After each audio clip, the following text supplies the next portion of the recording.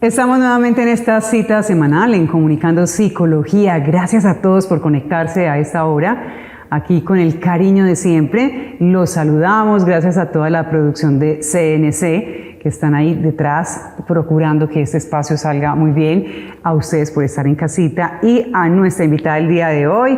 Ella es Ángela María Martínez. Ángela es psicóloga, magíster en Psicología Social. Actualmente es la decana de la Facultad de Psicología del Campus Medellín de la Universidad Cooperativa de Colombia, y yo súper complacida de tenerla aquí porque es una mujer que conoce mucho todo ese componente social, y por eso planteamos un tema bien interesante que ya les vamos a decir, porque primero quiero saludarla. Ángela, ¿cómo estás? Gracias por estar acá. Hola Sandra, gracias a ti por invitarme a este espacio y pues encantada de estar en esta posibilidad de comunicarme sobre el apoyo social. Así es. Ese es el tema que vamos a tratar hoy. Vamos a hablar del apoyo social, de esa importancia que tiene el apoyo social, sobre todo para esas víctimas de conflicto, para esas víctimas de violencia, cualquier tipo de violencia. Ese apoyo social es muy importante. Y Ángela pues es conocedora del tema, entonces con ella quisimos desarrollarlo porque, como ya saben, este espacio es de salud mental. Y esa es pues la invitación. Vamos a conocer entonces un poquito sobre esto. Entonces, entremos en materia. Cuando estamos hablando de apoyo social, sobre todo enfocados en ese tema de la violencia intrafamiliar, de la violencia que se vive, o sea, realmente la violencia como ese gran momento retador, complejo en la vida de cualquier persona. ¿Qué estamos haciendo referencia entonces cuando hablamos de apoyo social? Mira, el apoyo social son esos recursos que tenemos como individuos, como grupos, como comunidades, para afrontar las demandas excesivas de un mundo cambiante, de una situación de conflicto, de un cambio en nuestras vidas. Ejemplo, un cambio de trabajo, una separación, un trauma. Entonces, el apoyo social es inherente a la existencia humana y a las relaciones cotidianas. Es la principal fuente de bienestar y es fundamental en la recuperación de cualquier tipo de trauma o de cualquier tipo de violencia. O sea, sabernos encontrar con el otro en situaciones complejas. Ahorita decías, perder un empleo, claro, nos enfrenta a una situación también como de será falta de valía, porque me habrán despedido. Cuando ocurren esos términos, no estaría yo haciendo bien mi trabajo, le caigo mal al jefe, a mis compañeros, y entonces también puede que venga consigo una cantidad de situaciones. Una persona que vive una violencia ya intrafamiliar, que incluso pasa con las víctimas, que piensan que incluso son merecedoras de ese trato y sufren esa situación. Entonces, ese acompañamiento, ese apoyo social viene a jugar un papel importantísimo.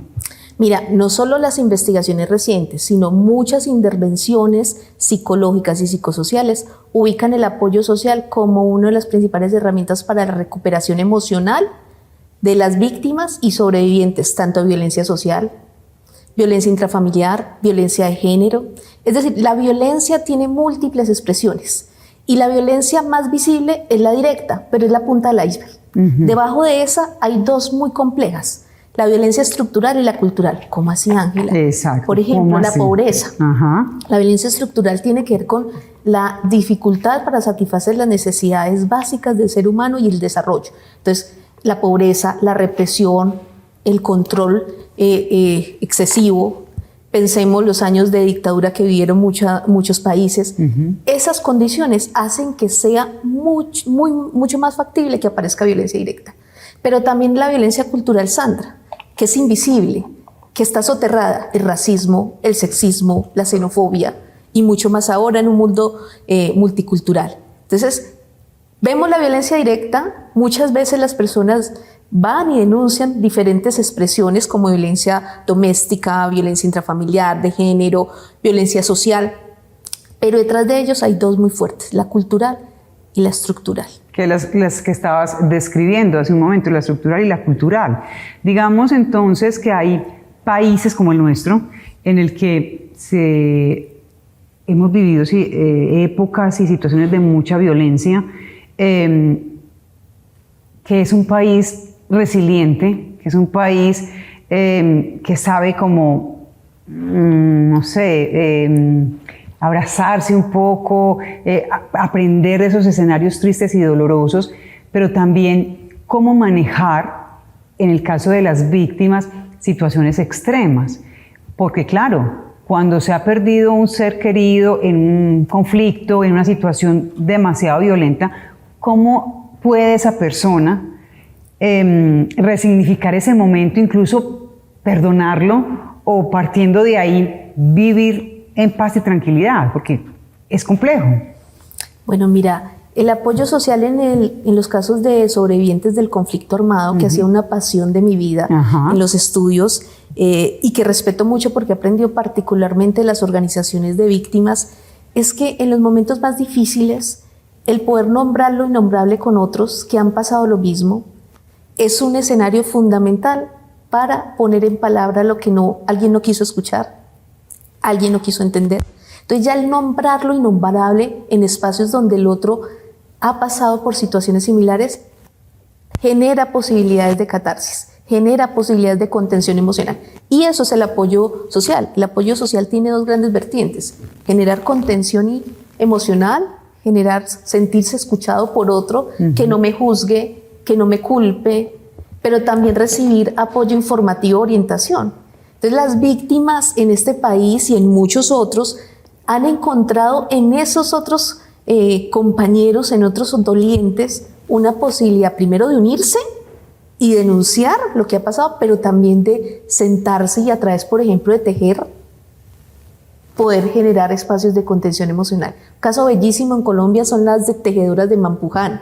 Y aquí en Antioquia tenemos las Mujeres Caminando por la Verdad. Tenemos un sinfín de organizaciones que a través de un café, un telar, cuentan las experiencias y asimismo ellas indican: lo que me permitió la recuperación fue tener ese otro que no me juzgó, ese otro que me ayudó. Bueno, tú eres una apasionada de este tema porque además has tenido ese contacto directo, has investigado mucho sobre el tema y mencionas algunas organizaciones, algunas fundaciones o personas que se unen, como estamos viviendo una situación común y tenemos que hacer esa catarsis. O sea, quizás no lo dicen así, pero se encuentran en ese tejer, en ese conversar, y eso es muy liberador. ¿Cómo ha sido esa experiencia? Es decir, ¿cómo lo viven ellos? Porque en el común de la gente a veces no nos detenemos ahí, ¿cierto? Cuando hay tanta violencia y como que somos ajenos a esos escenarios tan dramáticos y, por ejemplo, nos enteramos que pasó algo muy adverso y parece que nos duele, pero como que seguimos siendo ajenos. Entonces, ¿cómo acercarnos ahí para las personas que no lo viven y cómo se vive desde ahí dentro? Ya, precisamente una de las cosas que nos aparece de tantos años de conflicto es la naturalización de la violencia como forma de resolver cualquier conflicto. Y eso no pasa solo en términos de conflicto armado, sino en la vida diaria. Entonces, hemos naturalizado tanto que aparece eso, la apatía y la indiferencia. O sea, sí lo veo, pero aparece como un panorama más. Otra vez, es que así somos. Inclusive hay gente que ha llegado a decir es que somos violentos por naturaleza, cosa que cuestiono y respeto con base en la evidencia, pero es entender que las víctimas, primero, trascienden esa categoría y muchas de ellas ya se denominan sobrevivientes, porque pasan de un estado pasivo a un estado activo donde se autogestionan, donde se empoderan de su proceso. Y parte de ese empoderamiento se logra precisamente con la necesidad que escuchen sus narrativas, sus voces. No sé, seguramente mucho lo hemos visto, hay plantones, hay performances en la calle y hay gente que desapercibe, pero ¿para qué hacen eso? Tiene un sentido profundo de recuperación emocional y política, porque es que para ellas y para también los hombres que lo hacen, es un espacio en el que yo le muestro públicamente al otro mi dolor. Y al mostrar públicamente el dolor, eso ya tiene un efecto en la recuperación emocional de las personas. Entonces, por eso ustedes que están en las casas, acérquense, conozcan qué pasa en los espacios donde hay performance, donde hay expresiones culturales.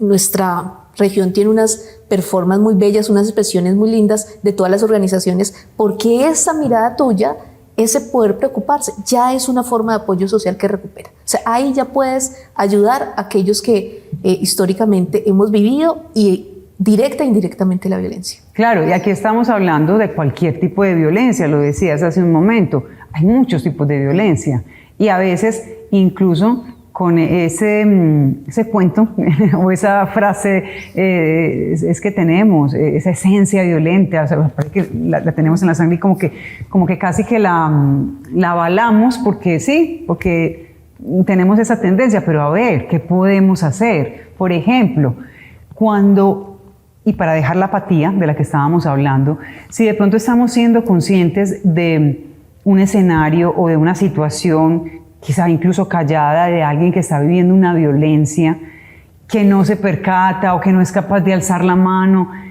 ¿cómo poder ayudar ahí? Porque a veces no es tan fácil, ¿cierto?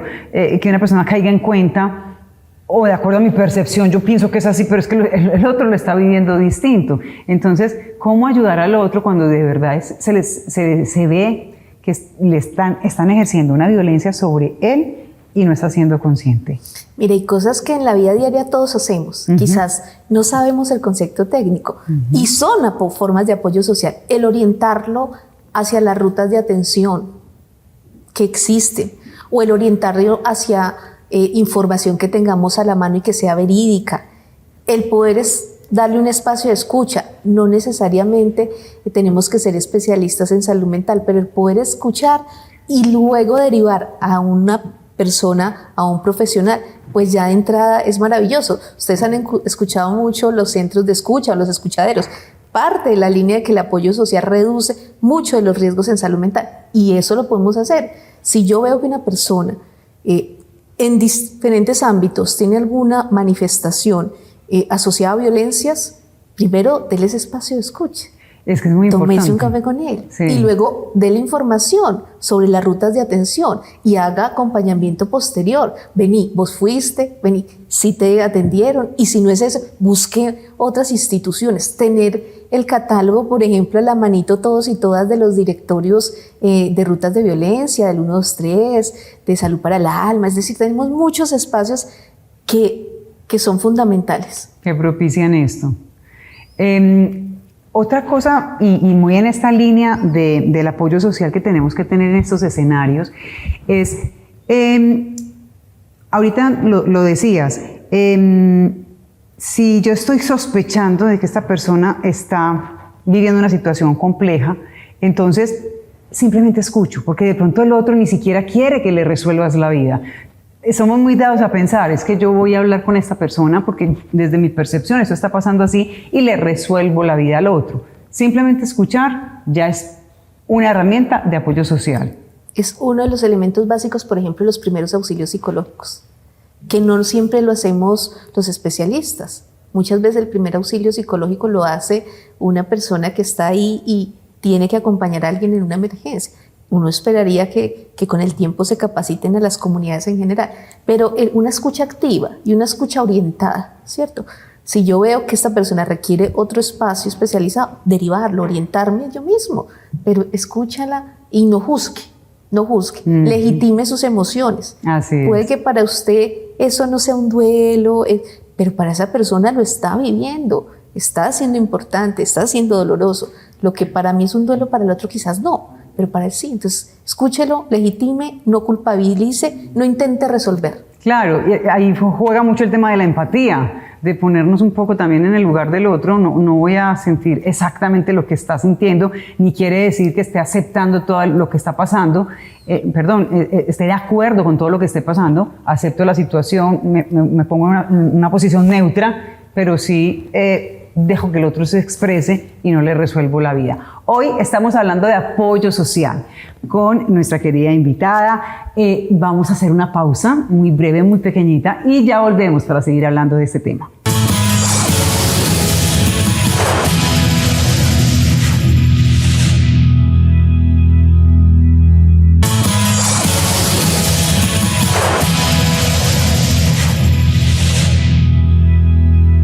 Seguimos comunicando psicología. Hoy estamos hablando con Ángela María Martínez, psicóloga, magíster en psicología social, acerca del apoyo social. Qué tan importante construir redes de apoyo. Enseguida vamos a hablar de eso porque me parece fundamental, pero en la primera parte mencionabas algo que a lo mejor causa la curiosidad pica la curiosidad un poquito de nuestros televidentes y seguidores, y es el tema de los primeros auxilios psicológicos. ¿Qué es eso? Claro, porque cuando te cortas, te vas al médico, te hacen una curación, y esos son los primeros auxilios que recibimos desde la medicina. Pero cuando estamos hablando de primeros auxilios psicológicos, que seguramente cabe para un programa entero, demos aquí una indicación de qué es eso. Mira, yo lo pongo aquí en la línea del apoyo social porque una de las herramientas de los primeros auxilios es precisamente la construcción de redes a cualquier sobreviviente. Los primeros auxilios psicológicos son, como su nombre lo indica, herramientas de contención que se les dan a las personas, a los grupos o a las comunidades cuando hay una crisis. Por ejemplo, un desastre natural. Por ejemplo, una crisis por duelo. Por ejemplo, hace poco con el tema de la pérdida, por ejemplo, de la vivienda, esos edificios que han colapsado y que nos dicen, llegó el personal de primeros auxilios de tal entidad. Es claro, ¿cómo acompaño antes de que se instaure un trauma? Es fundamental. Los primeros auxilios tienen la noción de permitir un espacio de escucha, de permitir un espacio de atención a la crisis para que esta situación crítica no derive en trastorno mental. Tremendo. Es que la psique definitivamente es muy compleja. Claro, no, se teje de muchas cosas y tiene como muchas aristas, ¿cierto? Hay que hacer como un trabajo muy interdisciplinar y descubrir muchas cosas. Hoy que estamos hablando de apoyo social y mencionas esas redes de apoyo, es importante que se tejan desde la primera infancia. O sea, cómo vivimos la vida, cómo la vamos recorriendo, y ese componente social, afectivo, familiar, el encuentro con los amigos, el socializar, nos permite entonces tener sociedades más sanas. Es que mira, el ser humano es un ser biopsicosocial y es en la interacción humana donde construimos las herramientas para afrontar la vida. Y una de las herramientas más importantes es construir relaciones con otros y eso es lo que denominamos redes de apoyo. Podemos tener redes de apoyo formales, que son las instituciones, pero también tenemos, y todos lo tenemos, redes de apoyo informales que son nuestros amigos, nuestra familia, nuestros compañeros de trabajo. Desde la misma infancia, cuando el chiquito pasa del hogar al ingreso a su primera institución escolar, su proceso fundamental es la socialización, porque es que la socialización le va a poder enseñar a él cómo afrontar un conflicto, cómo afrontar una diferencia con el otro, pero cómo entender que el otro es un soporte. Hay muchos estudios sobre bebés, por ejemplo, que hablan que desde los 8 meses ya tenemos comportamiento prosocial, ya un bebecito apoya al otro para que logre un objetivo, para que mueva una cosa. Entonces, el ser humano, por su necesidad de estar con otro, desde la primera infancia teje redes y son fundamentales a lo largo del curso vital. Y es la principal herramienta de soporte. Eso, la red social. Las redes de apoyo social. Las redes de apoyo social. Digamos entonces que quien no tiene la fortuna, porque claro, también hay familias disfuncionales que no están tan estructuradas y los hijos, ya que estamos hablando de pequeños, van por la vida y crecen en escenarios no tan sanos. ¿Qué hacer ahí? Cuando ese primer encuentro familiar que es tan importante porque la familia termina siendo ese núcleo de donde parten muchas cosas que vamos a desarrollar en la edad adulta. Entonces, cuando no se cuenta con eso, ¿qué podemos decir ahí? Porque, claro, se preocupa un poco el tema de la infancia, digo yo. Sandra, es una pregunta que nos la hacen mucho los maestros de la ciudad, ¿no? ¿Qué hago con un chico, con una chica o con un niño o niña que no cuenta con una estructura familiar de soporte, que le dé apoyo? Yo les digo, mire, y te lo digo a ti a quienes nos están viendo, fortalezcan con ese chico la posibilidad de estar en espacios como grupos de apoyo, grupos deportivos, grupos culturales, de acuerdo a lo que sea en el interés de ese niño o esa niña. Es decir, si la familia como soporte vital no está y hemos intentado fortalecerla por las diferentes estrategias que tenemos, busquemos también otro canal de soporte. Es más, muchas veces el maestro juega ese papel. Ajá. Por eso muchos niños, sobre todo en el contexto de nuestra violencia, los maestros rurales han jugado un papel fundamental en el cuidado de esas vidas. Porque son niños que, por ejemplo, no están con papá, mamá porque el conflicto no están, pero el maestro o la maestra rural se convirtió en ese soporte. Entonces, nuestro papel como ciudadanos y corresponsables de la infancia, de la adolescencia y la juventud es derivarlos a otros espacios, los clubes deportivos, culturales, ciencia. O sea, tenemos en la ciudad y en Antioquia, a diferencia de otras regiones, una posibilidad de vincularlos a esos escenarios. Por eso hay que mostrarlos. Hablemos un poquito de eso. Yo sé que es amplio, pero esas herramientas de afrontamiento que desde la psicología se le puede dar a una persona que ha vivido una situación compleja, que puede que, obviamente, pues diría uno, la está viviendo con mucho dolor, porque es una cosa extrema, es una cosa violenta, ha perdido su familia, lo que estabas diciendo ahorita, lo perdió todo, y supo resignificar luego, y como el ave de Fénix, resurgir de esa situación, pero obviamente también transitó el dolor. Obviamente también vivió la rabia que eso puede producir. Entonces ahí, ¿cómo se trabaja desde la psicología? ¿Alguna estrategia? Porque puede ser que nos encontremos, y tú seguramente lo has vivido en esos escenarios, en personas que pierden el sentido entonces de la vida o se encuentran con mucha rabia, mucho rencor, mucho resentimiento. Entonces, ¿cómo se maneja eso para llegar a donde estamos hablando? Yo te voy a hablar de 3 aspectos que he visto a lo largo de la experiencia y las investigaciones. Posiblemente hay otros. Pero uno, precisamente como hay tanta rabia contenida o hay miedo de no decir, de no nombrar, incluso hay cosas que todavía son, yo te lo decía, lo indecible, no se nombra, es lo oculto, es como si fuera un monstruo que está ahí, pero eso también nos pasa a los adultos, esos monstruos que no nombramos. Hay que generar espacios donde eso se nombre, pero esos espacios parten por ser espacios cotidianos, laboratorios cotidianos. No necesariamente son laboratorios formales. Pueden ser los grupos de apoyo, los grupos de autoayuda, pero también los espacios cotidianos, como te decía, hay mujeres que se sentaron y empezaron a conversar. Mira, a mí me pasó esto, no sé cómo manejarlo, no quiero seguir adelante. Y esa otra persona dijo, a mí también pasó, yo me estoy reconociendo. Entonces, empezaron muchas formas de organización femeninas y organizaciones comunitarias, contando las historias. El pretexto era un café, el pretexto era un telar, el pretexto incluso era hacer un escrito. Incluso tengo una experiencia muy bella de mujeres que escriben.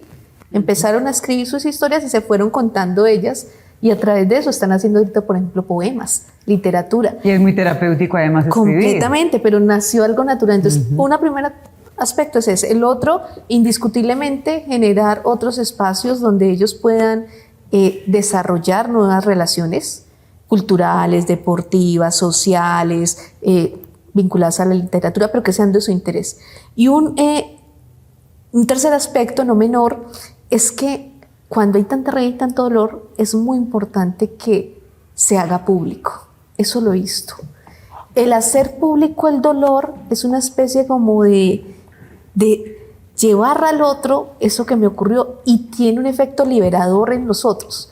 Yo les preguntaba muchos a ellos por qué estos plantones o por qué este ritual público. Decían, hacerlo público hace que el dolor deje de ser individual y se comparta. Entonces, pareciera que no fueran aspectos de la psicología, pero son aspectos de la psicología social. Muchos nos dedicamos a acompañar esas prácticas y aprender. Esos 3 yo he visto como elementos que no pueden faltar. Cambia la forma en que lo hacemos, pero están esos 3. Muy bien. Y quizá también, yo creo que la invitación podría ser llevarlo a los distintos escenarios de la vida. Es decir, lo que decías ahorita, lo indecible. Hay cosas que no se comentan, que no se dicen, y finalmente hay que expresarlas. De alguna manera tienen que salir para que nos traigan cierta paz, cierto bienestar. Hay que revelarnos un poco frente a una situación que no nos gusta, que lo decías también ahorita. Es que si lo hacemos público, entonces lo conoce todo el mundo y saben mi dolor. Y quizá yo contando mi historia me encuentro con que es que a otra persona también le pasó, o incluso peor. Esa es la base del apoyo social. Cuando yo sé que otro ha vivido lo mismo, como que no soy el único. Exacto. Exactamente. No es tan terrible. Y ese es el potencial del apoyo social, que no es tan terrible. También me pasó a mí. Casos de violencia de género. violencia intrafamiliar que son tan complejos. Ajá. No lo digo por la culpa, no lo digo porque qué dirán, todavía tenemos eso muy arraigado. No lo digo porque no va a pasar nada y eso hace que sostengamos 10, 15 años de violencia directa, verbal y psicológica en las familias. Hay que nombrarlo. Y lo liberador que resulta en el momento en que se dice, en que se nombra, en que es que esto no solamente me está ocurriendo a mí, y ahí es como ese resurgir, esa salir adelante, y dices que es la base del apoyo social. Y yo quiero que hoy dejemos ese mensaje en las personas que nos ven. Sabes que este es un programa de salud mental, entonces que construyamos esas redes de apoyo, que desde el apoyo social sepamos resignificar situaciones complejas, retadoras, porque la vida es un reto. A veces es que vivimos en el mundo feliz o incluso pasa que cuando una persona es muy optimista y ve la vida como muy color de rosa, se le critica, cuando también lleva a cuestas una cantidad de situaciones, pero ha ido acomodándose un poco a su situación, a la realidad, a enfocar la vida de manera distinta para vivir en bienestar con todos los retos que esto supone. Mira, Sandra, yo le diría al público, y agradezco este espacio no en nombre de Ángela, sino de todas esas personas que he escuchado, de todas esas organizaciones, por poner sus experiencias aquí. Y uno es, no dejemos que el día a día nos impida poder conversar con nuestras redes de confianza, con nuestros amigos, con nuestros vecinos, con nuestros compañeros, pero con aquellos que les sintamos confianza. Mira, hoy me fue pésimo en tal cosa. Esos espacios de escucha cotidianos son fundamentales porque reducen la angustia, porque reducen la ansiedad, porque reducen el miedo. A veces el día, no tuve tiempo para tomarme el café, no los pierdan, eso lo digo. Y lo segundo es, hay momentos en los que cuando la situación supere nuestras capacidades, hay que pedir ayuda. Hay que pedir ayuda especializada porque necesitamos otras herramientas para afrontar situaciones con las que tenemos no es. Y un tercer elemento es, hay que trabajar en fortalecer nuestras redes sociales, vuelvo a decirlo, a través de otros espacios. Romper como esa cotidianidad que nos impide a veces, qué rico el deporte, qué rico la cultura, qué rico el arte, qué rico lo que cada uno le interese, pero esta sociedad de la velocidad no nos permite tener esos espacios de escape y eso es fundamental para cualquier superación de una violencia, pero también para el manejo de conflictos. Claro, y eso lo podemos propiciar cada uno de una manera muy personal, ¿cierto? Si lo queremos hacer. Ángela, de verdad que para mí es un gusto tenerte aquí, poder compartir este espacio, hablar de un tema tan importante, tan interesante, sobre todo porque yo sé que eres una apasionada de todo ese tema comunitario.